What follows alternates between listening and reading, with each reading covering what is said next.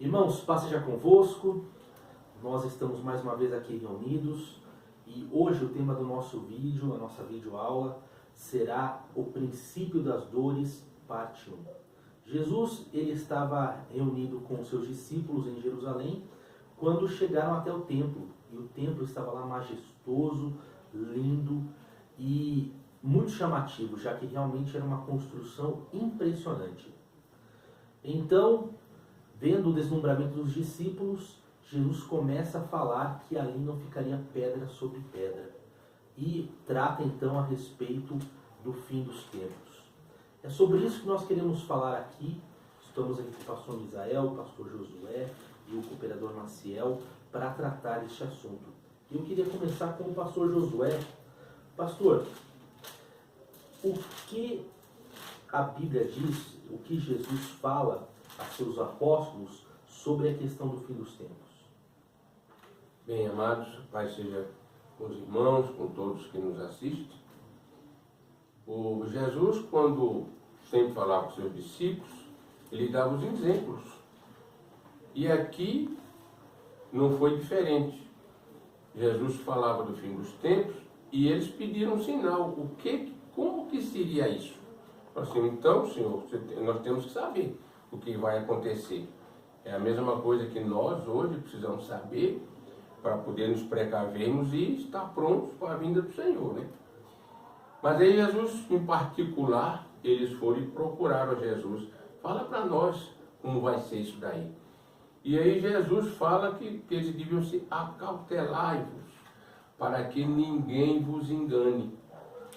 Porque alguém poderia até chegar e dizer, olha, eu sou o Cristo, ou isso, ou aquilo outro, ou inverter as verdades. Então Jesus sempre faz dessa forma, ele não deixa a igreja confundida quando de tudo aquilo que nós precisamos saber. Então ele falou para os discípulos, acautelai-vos, que ninguém vos engane, para dizer que vocês estão praticando coisa errada, doutrinas que vocês estão fazendo não é a correta, não é? Porque alguém pode até dizer, eu sou o Cristo, simbolizando a ele, se apresentando por ele. E esse cuidado a igreja precisa ter. Nós precisamos passar mediante as Escrituras para ficar atentos, ficarmos alertas de que a palavra ela é a luz da verdade. E nós temos que ver todos esses ensinamentos de Jesus para sabermos definirmos verdadeiramente quais são os sinais que Jesus tem falado na sua palavra, que está mostrando para a igreja, como que nós devemos nos comportarmos para não ficarmos enganados ou não sermos enganados por ninguém. Porque alguém vem falar, olha, a igreja não está procedendo dentro daquela realidade que Cristo falou para os apóstolos e está falando para nós, porque também nós hoje somos apóstolos de Cristo. Somos seus discípulos, seus seguidores. E se nós não estivermos atentos aos ensinamentos de Jesus, esta palavra que ele diz, olha, vejam para vocês não sejam enganados por ninguém. O fim dos tempos, vocês vão acompanhando as Escrituras, não é? As profecias, os profetas, porque assim sendo, você está no caminho certo. Você vai chegar lá, na hora da vinda de Jesus, vocês estão prontos, porque a realidade vocês conhecem e estão cumprindo elas. Só acrescentando, é interessante, porque a época que eles viviam é uma época de paz. Paz relativa, né? Na verdade, é uma paz estabelecida à força pelos romanos, a chamada Pax Romana, que inclusive é predita lá no Apocalipse, né, quando fala que os anjos segurariam os ventos, e eles viviam um tempo de relativa paz, o que foi importante para o crescimento e a divulgação do Evangelho nesses primeiros tempos. Apesar dessa paz relativa, houve um momento em que se cumpriu literalmente as palavras de Jesus a respeito do templo de Jerusalém. Pastor Misael, como que foi esse cumprimento? Quando aconteceu? O que Jesus falou para eles e como que se cumpriu a respeito do templo? Muito bem. Amados, nós ficamos muito felizes de saber que a palavra de Deus, ela se cumpre segundo aquilo que é a vontade, a permissão de Deus. O Senhor já sabia tudo quanto havia de acontecer. Então, na verdade, quando o Senhor Jesus ele faz aquela declaração aos seus discípulos, eles não tinham esse conhecimento, essa esperança. Para eles, o templo iria ser para sempre. Né? Ia ser duradouro.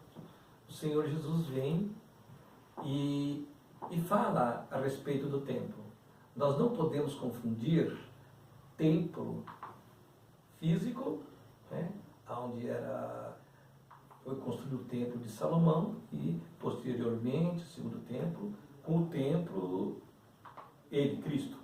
Mas quando ele disse não ficarás pedra sobre pedra, ali ele já estava fazendo tudo aquilo que havia sido dito pelos profetas, que os judeus haviam de ser expulsos dali de sua terra e também o templo seria derrubado. Foi justamente o que aconteceu por Tito, né? No ano 70, quando os judeus eles foram expulsos e o templo foi derrubado e posto fogo.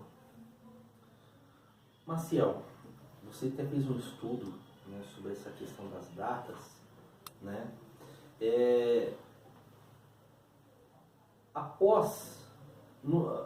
Quando Jesus falou sobre essa questão no ano 70, que o pastor Misael falou sobre a destruição do templo, ele também acrescentou alguns detalhes: um será tomado, outro será deixado, né? O que acontece, qual a virada acontece a partir desse momento da queda do templo? Sim, pastor, paz seja convosco, né? Os nossos amados sejam bem-vindos. E sempre fazendo aquela ressalva, né, pastor? Que os nossos vídeos são para auxílio, mas é muito importante que se leia toda a lição, né, e se dedique um tempo de estudo para depois, né, quando chegar no vídeo, ficar mais interessante. Mas o que nós temos aqui, pastor, né, até com essas datas que estão presentes no comentário, né, é algo assim muito determinante para tanto os cristãos, os servos de Deus, né, e para a religião judaica. Eu lembro de um comentário que li que, na verdade, a religião judaica ela foi inviabilizada. Jesus não permitiu que se continuasse junto, né, o judaísmo, né, com o cristianismo, né? Então, é claro que nós sabemos, né, vamos até mais para frente ver sobre o tempo dos gentios e tudo isso, mas sabemos que o povo de Israel é um povo indestrutível, né? Já estudamos isso no semestre anterior. Mas o nosso Senhor não permitiu. Então, quando aqui Jesus ele fala a respeito do templo, né, ele faz com os discípulos aquilo que, né, ocorreu também com Isaías, né, no ano em que morreu o rei Uzias, porque precisava que o templo fosse destruído para que realmente Cristo fosse glorificado, né? Então, este templo, como o pastor Misael já comentou, né, o templo que vem do coração de Davi, construído por Salomão, reerguido, né, ali como diz o profeta Ageu, né, e Herodes, né, que o comentário até especifica, né, aquele Herodes que tentou matar Jesus. Herodes ele tinha prazer nas suas construções. Ele construía cidades, né? E ele, para agradar os judeus, ele embelezou o templo de uma maneira assim muito extraordinária, né? Nós temos aí vídeos que a gente teve acesso, até hoje naquela região, né, você tem pedras que possivelmente eram do templo devido à qualidade do serviço que foi realizado ali. E era um trabalho muito importante. Mas aqui, quando Jesus ele fala não ficará pedra sobre pedra, ele estava alertando os seus discípulos que, como a gente vai ver em outros momentos, né? Mas ele estava alertando os seus discípulos que, por ocasião da destruição do templo, eles teriam que ficar alertas. Alertas, inclusive, porque um seria tomado, outro seria deixado em relação a isso. Né? Porque os relatos que nós temos, né, foi que os cristãos, olhando lá em 70, 40 anos depois, aproximadamente, né, que Cristo morreu e ressuscitou, né? Então os cristãos, lembrando das palavras de Jesus, eles tiveram uma prudência naquele momento de não se envolver ali com aquele levante judaico que já estava, era algo assim que já estava ali com as facções judaicas, né? E sem o templo, o que ocorreu com a religião judaica? Né? Como que é? Eles desprezaram o Cristo. O capítulo 2 de João é muito claro.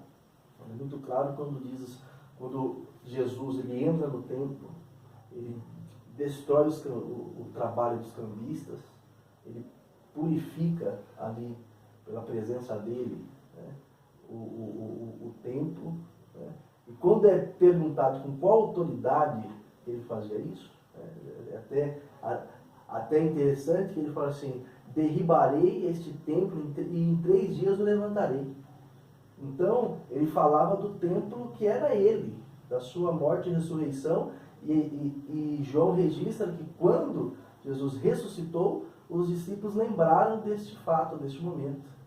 Então, para nós, o templo, né, ele está de pé, está vivo, está nas regiões celestiais, ele está atuante, que é o nosso Senhor Jesus Cristo. Para os judeus, o templo não existe mais. Eles têm alguns pedaços lá, mas para nós temos essa convicção. E o mais importante aqui, que até o comentário também fala, né, que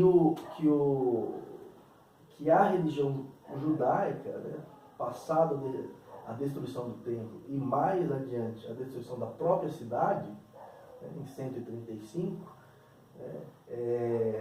aí que a religião judaica ela foi inviabilizada. Sem Jerusalém e sem o templo, ela foi inviabilizada. Naquele local já se construiu um outro templo, né? Templo a Júpiter. A Júpiter. E depois nós temos outros desdobramentos, como nós vemos lá, né? O que ocorre. Né? Mas, para nós, nosso Senhor Jesus Cristo está perfeitamente vivo. Né? E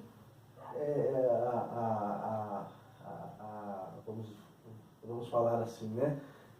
Enquanto Jesus for o nosso templo, nós temos que nos reunir agora em nome dele. Nós sabemos que os discípulos iam ao templo, nós sabemos que os discípulos eles frequentavam o templo, como nós vemos ali em Atos 3, né? Mas, né, nós hoje nos reunimos em nome dele, por isso que ele fala, né? Se tiver 2 ou 3 reunidos em meu nome, ali eu estarei presente. Agora, em 70, nós sabemos que, até por causa da predição de Jesus, né, historicamente acreditava-se que metade da população de Jerusalém era formada de cristãos. Quando os romanos sitiaram a cidade, os cristãos rapidamente, lembrando a profecia, fugiram para os montes. Mas nem todos acreditam nisso, né? Há também aqueles que veem nessa questão de será um deixado, outro tomado, uma predição de um arrebatamento secreto. Com certeza. O que você fala sobre isso? Então, assim, pastor, a gente vai analisando as escrituras, né, e a gente tem que saber assim, ler o que o próprio contexto fala. Né? Então, se a gente for assim, olhar, né, o que o versículo fala, um será tomado, outro será deixado. Né? Então, aquele que é deixado é aquele que foi o salvo. E aquele que foi tomado foi aquele que foi levado à destruição. Então assim, é uma falta realmente de ler com mais calma o texto bíblico, pensar, né, pedir a direção de Deus e entender, sem dúvidas. Uhum. Quer dizer, é um erro terrível de interpretação. Sem dúvidas. Então, pastor Marcos, eu gostaria de enfatizar aqui um pensamento que o Marcelo falou. Por isso, a advertência que ele fala para que ninguém vos engane, porque essa é a realidade de que ele falou para os discípulos, e para que eles entendessem que o templo, que ia ser dentro de 3 dias, pedra não ficaria pedra sobre pedra, mas o templo que é ele, Jesus, não é? Que está vivo, que está inteiro, que não foi destruído, né? Está conhecendo assim. Então, ele falou, olha, se alguém chegar apontando outra doutrina que não seja essa, você não pode acreditar. Porque eu sou a ressurreição, eu sou o templo de vocês que não jamais vai ser destruído. Então ninguém vem aqui falando, enganando vocês, que não olha, que nem os judeus que não creem, hoje acham que só tem aquelas ruínas lá. Mas nós cremos que Jesus, ele, em 3 dias, que ele, o templo, simbolizando ele mesmo, ele ressuscitou. E não houve ruína, não tem ruína nenhuma, porque ele é Deus. Ele é o Filho do Altíssimo. E nós cremos que pela palavra, dos sinais que, segundo ele está falando aqui para nós não temos nenhuma dúvida nenhuma de que essas palavras é verdadeira em todos os ensinamentos. Eu estava aqui pesquisando, Jerusalém foi destruída totalmente em 135 e foi rebatizada, né? O nome que ela recebeu foi Hélia Capitolina, um nome pagão para Jerusalém. Pastor Misael, também aqui na lição fala-se sobre os sinais da volta de Cristo. O que o senhor pode nos falar sobre esses sinais? Muito bem. A palavra de Deus, ele nos diz assim, que o Senhor não faz coisa alguma sem primeiro revelar aos seus servos, os profetas. É importante, irmãos, nós temos chegado a esta conclusão pela palavra de Deus sobre a vinda de Cristo, sobre tudo aquilo que está registrado nas profecias. Para Cristo voltar, tem que se cumprir tudo o que foi escrito. Porque jamais nós poderíamos crer na volta de Cristo se cumprir tudo aquilo que as profecias dizem. Então, segundo a palavra de nosso Deus, o Senhor Jesus ele falava por parábolas. Os discípulos, por hora, não entendiam. Depois o Senhor Jesus chamava-os em particular e explicava para que eles viessem entender. Então, a palavra de Deus não fala princípio de dores. Uma mulher que ela está gestante, que ela está para dar à luz, ela não concebe de uma vez. Veio a dor já, ela concebe. Não. Primeiro dá os primeiros sinais, que é o princípio de dores. Então é justamente nas perguntas posteriores, pastor Marcos, nós vamos poder explicar, né, com mais exatidão sobre esse princípio de dores, o qual os irmãos estão nos perguntando. Agora, tem algumas denominações que jogam esse fim dos tempos para tempos ainda futuros. Um erro terrível, não? Sem dúvida. Os irmãos, analisem bem. Nós não podemos entender essa interpretação ela fora da palavra, de forma alguma. Porque nós temos estudado a palavra, principalmente, pastor Marcos, sobre as 70 semanas. Então, quando nós estudamos sobre as 70 semanas, nós entendemos o quê? Quando se deu o seu início e quando se deu o seu fim. Então, a igreja, ela entende que as 70 semanas elas já foram concluídas, já nos dias de Cristo ali, com a morte de Estevão, né? Então, portanto, muitos fazem isto, mas fora do contexto bíblico, totalmente fora do contexto bíblico. Nós havíamos falado ainda hoje, né, que todas as coisas que as religiões neopentecostais elas explicam sobre a vinda do anticristo. E pela palavra de Deus, pelas sagradas escrituras, o anticristo nós sabemos que é o Império Romano.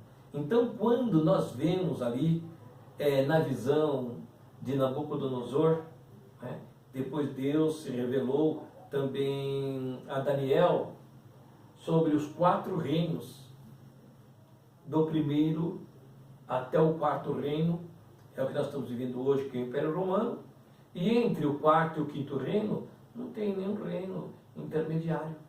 Né? Não tem um reino do anticristo. Não tem nenhum reino que é o reino do anticristo. Então isso nós temos que Sem entender. falar que João ele fala que o anticristo já estava em operação no seu tempo. Perfeitamente. Né? Perfeitamente. Só chamar a atenção aqui para um versículo, porque aqui em Lucas 21 tem um versículo que muitas vezes alguém pode pensar de maneira diferente, né? Então Jesus falou assim: vede que não vos engane, porque virão muitos em meu nome, dizendo sou eu, e o tempo está próximo, não vades, portanto, após eles. Então, alguém pode pensar que na história poderia surgir, não que não tenha surgido, muitos falando que era o Cristo. Mas Cristo aqui, quando ele fala em meu nome, ele diz de falsos pregadores, falsas pessoas, Falsos vigários. falsos vigários que querem falar em nome de Cristo. Então, ou seja, a ordem bíblica e a ordem de Jesus portanto, não vades após eles. E quando nós olhamos, qual que é o nosso critério? Se não for os mandamentos de Deus, é a palavra de Deus. Se não for a própria palavra do nosso Senhor Jesus Cristo. Esses sinais, milagres e belezas de templos grandiosos, tem por aí. Tem templos aí grandiosos, templos maravilhosos, estruturas lindíssimas. Mas a palavra de Jesus nos diz o quê? Não vá após eles. Eles falam em meu nome, mas não vá após eles.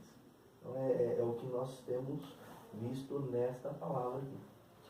Sim, são templos, havia templos grandiosos, muito maiores até que o templo de Jerusalém. Apesar de que na época de Herodes, né, como você mesmo falou, né, o templo era suntuoso. Né? Não apenas na região, eu estava vendo um documentário esses dias que falava que o pátio, né, a estrutura de concreto que suportava as pessoas, era a maior construção do mundo. Maior construção do mundo. Pessoas vinham de todos os cantos do império para ver o templo de Jerusalém. Né? E, no entanto, como disse Jesus, não ficou pedra sobre pedra. Aquele muro de arrimo que os judeus vão lá orar, né, chamado Muro das Lamentações, na verdade ele era apenas um muro de sustentação do templo, não era em si a estrutura que ficava exposta do templo. O que Jesus falou se cumpriu. Agora falando sobre sinais, a quinta e a sexta pergunta, vamos falar um pouco mais sobre esses sinais ao abordar um assunto interessante, porque quando o Cordeiro chega à presença do Ancião de Dias, ele recebe um livro selado por dentro e por fora, e ninguém o podia abrir. De repente, ele começa a abrir os selos. E aí vão se desencadear diversos acontecimentos. Mas isso vai ser o assunto para o nosso próximo vídeo, para que nós possamos passar aí para os irmãos quais foram os primeiros 4 selos e a que acontecimentos eles se referem. Eu quero agradecer a todos que nos acompanharam, aguardem esse próximo vídeo e quero aqui dar passejar convosco aos nossos convidados. Amém. Amém.